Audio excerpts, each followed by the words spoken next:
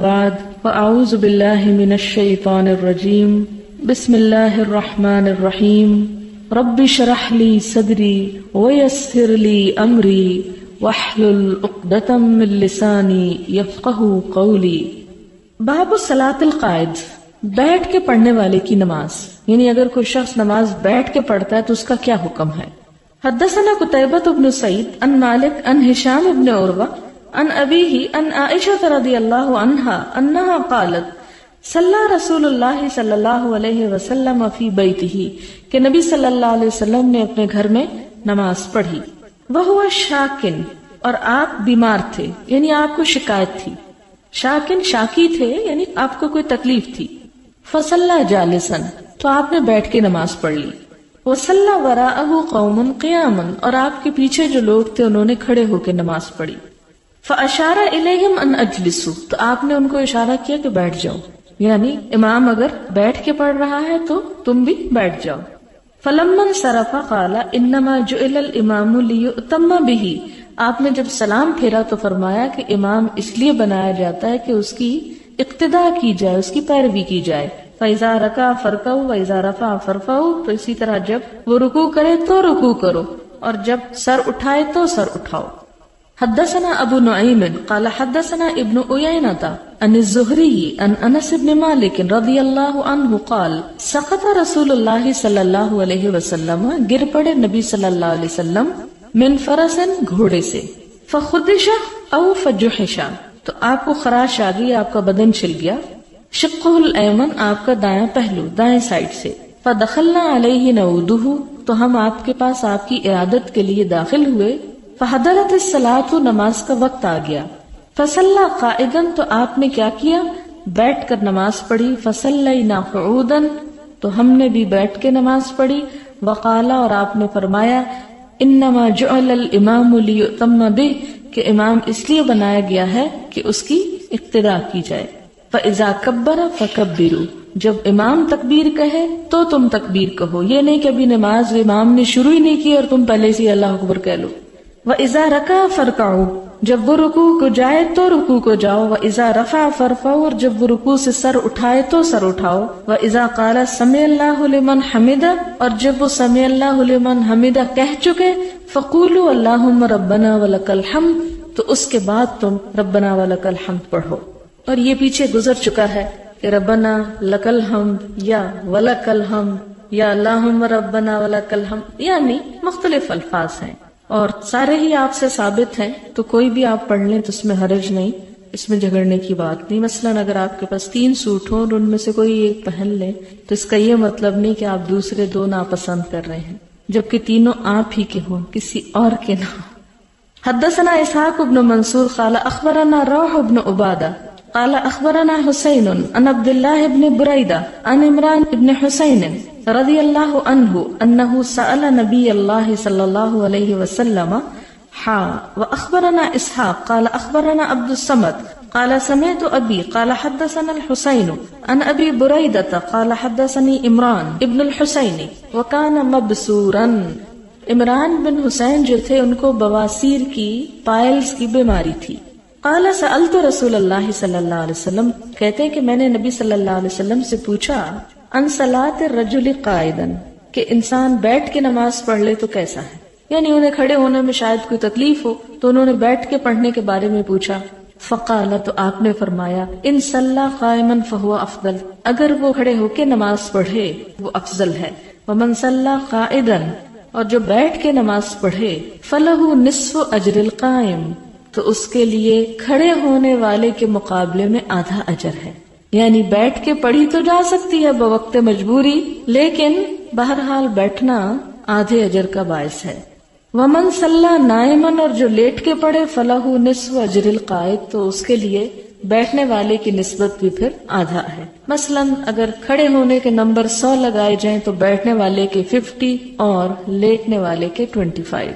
اب اس میں یہ ہے کہ پتہ یہ چلتا ہے کہ چھوٹی موٹی تکلیف میں انسان کو بیٹھ نہیں جانا چاہیے، یہ ہمت نہیں ہار دینی چاہیے، انکریج ایک طرح سے کیا گیا ہے۔ اب آپ یہ بھی کہہ سکتے ہوں گے کہ ہمارا کیا قصور ہے کہ اگر ہم بیمار ہیں تو ہم بیٹھ کے پڑھ رہے ہیں، ہمیں کیوں ثواب نہ ملے؟ تو بات یہ ہے کہ اسی لیے تو کہا جاتا ہے کہ صحت کو بیماری سے پہلے غنیمت جانو، مصروفیت سے پہلے فراغت کو غنیمت جانو،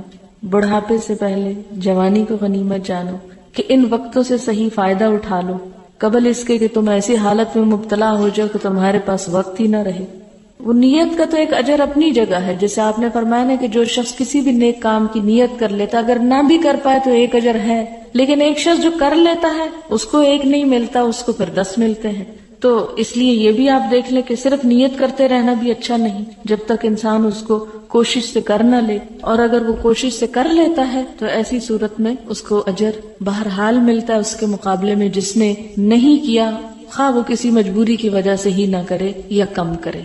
کیونکہ پھر صحت اور یہ سب کچھ اللہ کا فضل ہے۔ بالکل اسی طرح جیسے اس حدیث میں کہ جن کے پاس مال نہیں تھا آپ نے ان کو کچھ نہ کچھ تو دیا، لیکن جب اس سے دوبارہ وہ آئے پھر ایک اور مشکل لے کے، تو آپ نے فرمایا یہ اللہ کا فضل ہے جسے چاہے دے۔ تو اس لیے انسان کو ہمیشہ یہ دیکھنا چاہیے کہ جو میرے پاس اس وقت ہے، جو مال ہے، جو زندگی، جوانی، صحت، میں اسے نہ جانے دوں اپنے ہاتھ سے، کیونکہ یہ دوبارہ نہیں آئے گا، اس کو آپ ریپیٹ نہیں کر سکتے، یہ جو چلا گیا وہ چلا گیا۔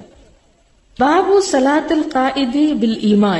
بیٹھ کر اشارے سے نماز پڑھنا۔ حدثنا ابو معمر قال حدثنا عبد الوارث قال حدثنا حسین المؤلم عن عبد الله بن بريدة ان عمران بن حسین وكان رجلا مبسورا، مبسور بواسیر۔ وقال ابو معمر مرة عن عمران بن حسین قال سألت النبي صلی اللہ علیہ وسلم عن صلاة الرجل وهو قائد۔ وہ کہتے ہیں کہ میں نے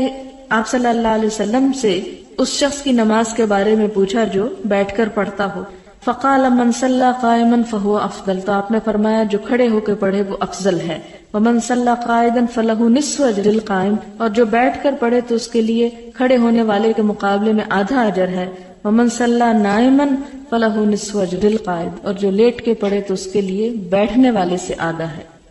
اب آپ سوچ رہے ہوں گے کہ اوپر تو اشارے سے بات ہوئی اور یہاں پر تو بیٹھ کے اور لیٹ کے نماز کی بات ہے، تو آپ دیکھیں کہ اس میں کیسے پتہ چلتا ہے کہ جب انسان لیٹتا ہے تو لیٹ کے کیا کرے گا، اشارے سے ہی پڑھے گا نا، اس میں تو نہ رکوع کر سکتا ہے، نہ سجدہ کر سکتا ہے، نہ کچھ اور، تو مطلب یہ کہ اشارے سے بھی پڑھی جا سکتی ہے، یہ مناسبت ہے اس کی باب کے ساتھ۔ باب اذا لم يطق قائدا صلى على جنب، اگر کوئی شخص بیٹھ کے بھی نہ پڑھ سکتا ہو تو کیا کرے، پھر وہ اپنے پہلو پہ پڑھ لے، یعنی اگر اسٹریٹ نہیں لیٹ سکتا تو سائڈ پہ لیٹا ہوا ہے، رائٹ یا لیفٹ، تو اس صورت میں رائٹ پر لیٹنا تو افضل ہی ہے، لیٹ کے سائڈ پہ بھی نماز اشارے سے پڑھ سکتا ہے۔ ان سے آپ اندازہ یہ بھی لگائیں کہ نماز کی تاکید کتنی ہے، کہ ایک کے بعد دوسری، دوسری کے بعد تیسری پوزیشن پہ آ جاؤ لیکن چھوڑو نہیں، جمع کر لو، آدھی کر لو سفر میں لیکن چھوڑو نہیں۔ اور اس کی وجہ یہ بھی ہے کہ انسان جب اللہ تعالیٰ کے ذکر سے غافل ہوتا ہے تو دل پہ میل آنے لگتی ہے اور انسان دور سے دور نکل جاتا ہے، پھر اس کو دور جا کے واپس لوٹنا بڑا مشکل ہوتا ہے۔ آپ دیکھیں کہ جتنا آپ کسی چیز سے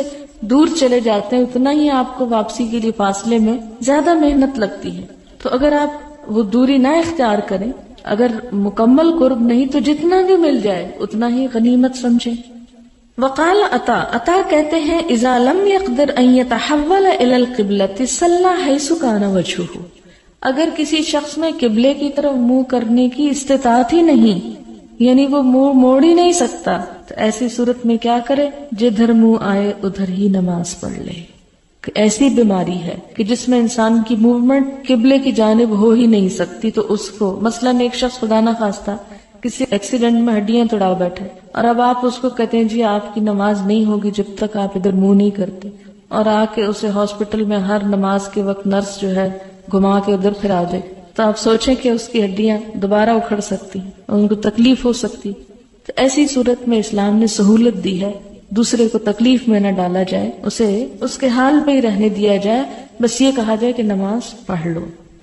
حدثنا عبدان عن عبد الله عن ابراہیم ابن التہمان قال حدثني الحسین المكتب عن ابن بريدة عن عمران بن حسین رضی اللہ عنہ قال كانت بی بواسیر فسألت النبی صلی اللہ علیہ وسلم عن الصلاة فقال صل قائما فإن لم تستطع فقاعدا، یعنی انہوں نے بیماری میں پوچھا کہ میں اگر بیٹھ جاؤں، تو آپ نے کہا نہیں، کھڑے ہی ہو کر پڑھو، اور اگر ہمت نہ ہو، ہمت جواب دے جائے تو بیٹھو۔ ہمارے یہاں یہ تو ہر کام کھڑے ہو کے اور نماز بیٹھ کے، فَإِن لَّمْ تَسْتَطِعْ فَعَلَىٰ جَنبٍ، اور اگر تم میں ہمت نہ ہو تو پھر لیٹ کے بھی پڑھ سکتے ہو، صرف بیٹھنے ہی کی بات نہیں. یعنی یہ ڈیپینڈ کرتا ہے. اور ہمت کا کون جائزہ لے گا، کون آپ کو سجیسٹ کرے گا؟ آپ خود اپنے لیے سجیسٹ کریں گے، کسی دوسرے سے آپ فتویٰ نہیں لے سکتے. آپ اپنے دل سے پوچھیں. جیسے ایک روایت میں بھی آتا ہے نا، استفت قلبک ولو افتوکا، اپنے دل سے فتویٰ لو، خواہ تمہیں لوگ فتویٰ دے ہی کیوں نہ دے. مثلاً آپ کریں ہاں میرے سر میں درد ہو رہی ہے، میں بیٹھ کے پڑھ لوں نماز،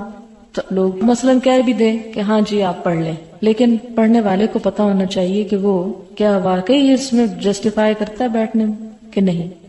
بابن اذا صلی قائدا، اگر کوئی شخص بیٹھ کے نماز پڑھے، ثم صح، پھر وہ تندرست ہو جائے، او وجد خفتا، یا اس کو ہلکا محسوس ہو بیماری، تمم ما بقیہ، تو کیا کرے؟ مکمل کر لے جو باقی ہے. یعنی اس کے دونوں معنی نکلتے ہیں کہ بیٹھے ہی باقی پوری کر لے، کوئی نہیں اب بیٹھ گیا تو بیٹھ جائے. اور دوسرا معنی کیا ہے کہ اگر بیٹھ کے وہ سمجھتا ہے کہ نہیں اب اس میں ہمت آ گئی ہے کھڑے ہونے کی، تو وہ درمیان نماز میں بھی کھڑا ہو سکتا ہے. اس کی دلیل آگے آئے گی. وقال الحسن، حسن کہتے ہیں ان شاء المریض، اگر چاہے مریض، صلی رکعتین قائما، کہ 2 رکعتیں کھڑے ہو کے پڑھ لے، ورکعتین قاعدا، اور 2 رکعتیں بیٹھ کے پڑھ لیں. کیونکہ بعض اوقات یہ ہوتا ہے کہ آدھی نماز انسان، یا مثلاً آپ یوں کرتے ہیں کہ جو پہلی رکعت شروع کرتے ہیں اس میں تو آپ کھڑے ہونا آسان سمجھتے ہیں، کھڑے ہو کے پڑھ لیتے ہیں، لیکن سجدے سے اٹھ کے پھر کھڑے ہونا بعض بیماریوں میں مشکل ہوتا ہے. آرتھرائٹس کی پرابلم ہوتی ہے کئی لوگوں کو، اور بڑھاپے سے جوڑ چٹکنے لگتے ہیں، تو ایسی صورت میں ان کے لیے بعض اوقات نقصان دہ بھی ہوتا ہے، بوجھ نہیں اٹھا سکتے. ایسی صورت میں کیا ہے کہ مثلا 1 رکعت اگر کھڑے ہو کے پڑھی ہے تو لازم نہیں کہ باقی 3 بھی کھڑے ہو کے پڑھے، باقی وہ بیٹھ کے بھی پڑھ سکتا ہے اگر اس کا عذر معقول ہے. یہ بھی ہو سکتا ہے کہ کوئی شخص اتنی ہمت رکھتا ہے کہ ایک کے بعد 2 دفعہ کھڑے ہو جائے مگر زیادہ نہیں کھڑا ہو سکتا، تو ایسی صورت میں 2 رکعتیں وہ کھڑے ہو کے پڑھ لے اور باقی بیٹھ کے پڑھ لے. یا اسی طرح اگر کوئی 2 بیٹھ کے پڑھ رہا تھا کہ اسے محسوس ہوا کہ اب میری درد ٹانگوں کی درست ہو گئی ہے، اب میں کھڑا ہو سکتا ہوں، تو اس میں کھڑا ہو جائے. حدثنا عبد الله بن يوسف قال اخبرنا مالك عن هشام بن عروة عن ابيه عن عائشة رضي الله عنها ام المؤمنين انها اخبرته انها لم تر رسول الله صلى الله عليه وسلم يصلي صلاة الليل قاعدا قط. حضرت عائشہ کہتی کہ آپ صلی اللہ علیہ وسلم نے رات کے نفل کبھی بیٹھ کے نہیں پڑھے تھے. حتی اسنا، یہاں تک کہ آپ بہت عمر رسیدہ ہو گئے، عمر زیادہ ہو گئی. فکان یقرأ قاعدا، تو پھر آپ بیٹھ کے بھی پڑھ لیتے تھے. حتی اذا ارادہ یرکع، جب ارادہ کرتے کہ رکوع کرے، قاما، تو کھڑے ہو جاتے. فقرأ نحو من 30 آیتا، کھڑے ہو کے 30 آیتیں پڑھتے، او 40 آیتا، یا 40، ثم یرکع، پھر رکوع کر لیتے. اس سے ایک اور بات ہمیں پتہ چلی کہ ایک شخص مثال کے طور پر اس نے بیٹھ کے نماز شروع کی، مثلا 2 رکعت پڑھی، آپ نے سلام پھیرا، اب ہمت نہیں ہو رہی کہ آپ اٹھیں ابھی، کیونکہ آپ پہلے ذرا لمبا قیام کر چکے ہیں، تو آپ اگلی نماز جو ہے وہ نفل بیٹھ کے نیت کر لیتے ہیں. اب آپ نے بیٹھ کے شروع کی، اب کیا ہو رہا ہے کہ آپ نے مثلا 40 آیتیں پڑھ لی اور آپ سمجھتے کہ اب میں کھڑا ہو سکتا ہوں، آپ کھڑے ہو جائیں اور 40 جو ہے وہ کھڑے ہو کے پڑھ لیں اور پھر آپ رکوع کر لیں. یا اسی طرح یہ ہے کہ آپ نے دیکھا ہوگا جو فیصل مسجد میں ایک سپارہ پڑھا جاتا ہے 2 رکعتوں میں، تو بعض لوگ جن کو نماز کھڑے ہو کے پڑھنے کی عادت نہیں ہوتی یا جسم بھاری ہوتا ہے تو مسلسل اتنی دیر کھڑے نہیں ہو سکتے، تو ان کے لیے کیا سہولت ہے کہ کچھ اگر کھڑے ہو کے پڑھی ہے اور جب ٹانگیں جواب دینے لگے تو بیٹھ جائیں،